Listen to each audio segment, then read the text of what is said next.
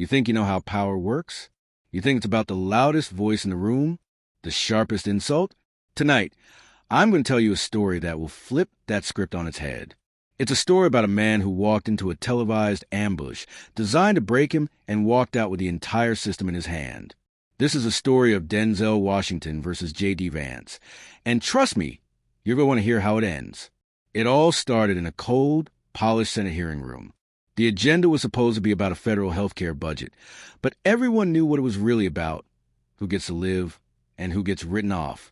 On one side, you have J.D. Vance, the vice president, sitting like a king on his throne, his suit so sharp it could cut glass. He's orchestrating this whole thing, cueing the cameras with a little tap of his finger, a smug little smile playing on his lips. He thinks he's in complete control. And then Denzel Washington walks in. No fanfare, no entourage. Just a man with a red folder in his hand, stamped Emergency Community Health Impact. He's not here to play politics. He's here for a reckoning. The room is packed. Over 70 million people are watching live as Denzel lays out the truth. No flashy graphics, just the brutal math of devastation. He puts up a chart showing that Vance's proposed cuts will put over 9 million Americans at risk. Then he shows their faces: an elderly man with oxygen tubes and a rusty trailer, a Marine veteran injecting insulin next to a busted fridge, a steel worker ravaged by stage for cancer. Denzel's voice is calm, steady as steel. "These aren't abstractions," he says. "These are people I've looked in the eye." The room falls silent. But J.D. Vance? He just leans back and smiles.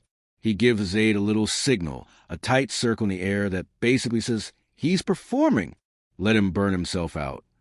And just as Denzel is about to present more facts, Vance strikes. He leans into his microphone, his voice dripping with condescension.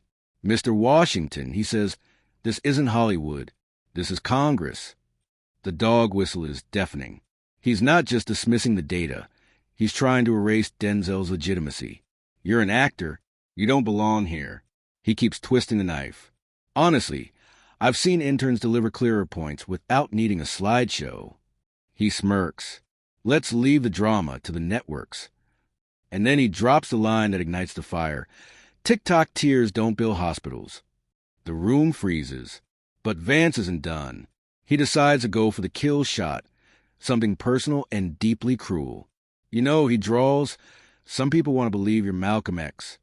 He pauses for effect. "You're not Malcolm X. You're the discount bin version for people who never opened the book." That's it. That's the moment he thinks he's won. He's just tried to vandalize a man's dignity and an entire legacy of resistance on live television. His aides are smirking, already clipping the soundbite for social media. But they all made one catastrophic mistake. They mistook Denzel's silence for surrender. Denzel doesn't shout. He doesn't even flinch. He slowly, deliberately gathers his papers. He stands up, his presence filling the room with a pressure that suffocates all the cheap arrogance. And as he turns to leave, his voice cuts through the stillness, not loud, but unforgettable. "I wasn't raised to perform," he says. "I was raised to prepare." And then he walks out. The silence he leaves behind isn't empty. It's heavy. It's a warning. 6 days later, the other shoe doesn't just drop. It shatters the foundation of Washington, D.C. A headline detonates across every news network. Congressman Denzel Washington files a $250 million lawsuit against Vice President J.D. Vance for defamation and premeditated character assassination. This wasn't a press release. It was a declaration of war. And Denzel came with receipts. The lawsuit was a masterpiece of legal destruction. Buried in the evidence was a sworn affidavit from a staffer who confirmed Vance had rehearsed his insults beforehand. But the real bombshell? A junior IT tech found a file from a forgotten audio channel from the hearing. On it, you can hear Vance's voice, clear as day, whispering to an aide just before Denzel spoke. "Push him hard enough," Vance says. "He'll crack. They always do." But it gets worse. Discovery unearths an email from one of Vance's top advisors, sent 2 days before the hearing.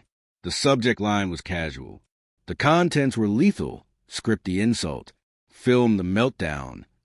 It was a setup, a premeditated, taxpayer-funded ambush designed to humiliate a black man for political points. The trial was a blur of righteous fury.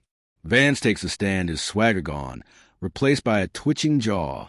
When the prosecutor asks if he approved the insults, he mutters the two words that sink him. "I don't recall." From the plaintiff's table, Denzel rises. He doesn't need the judge's permission. He just stands and locks eyes with Vance.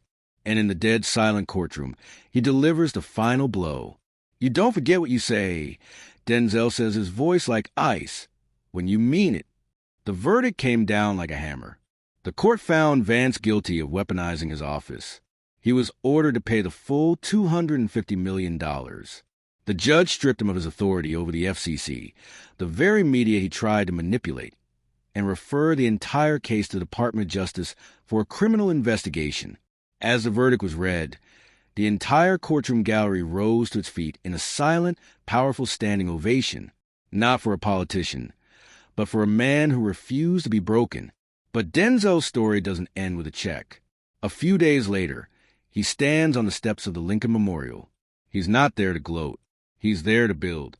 He announces the launch of the Silent Armor Fund, a national initiative to provide legal defense, media training, and resilience coaching for the next generation of black and brown leaders. "This isn't revenge," he tells the world. "This is restoration. We don't sharpen swords to punish. We sharpen them so our children won't have to." In the end, Denzel Washington didn't just win a lawsuit. He dismantled a blueprint of manipulation. He taught the world that true strength isn't found in the volume of your voice, but in the unshakable steel of your character. He proved that you don't fight a system by matching its noise. You fight it by being the quiet, prepared storm it can never, ever break.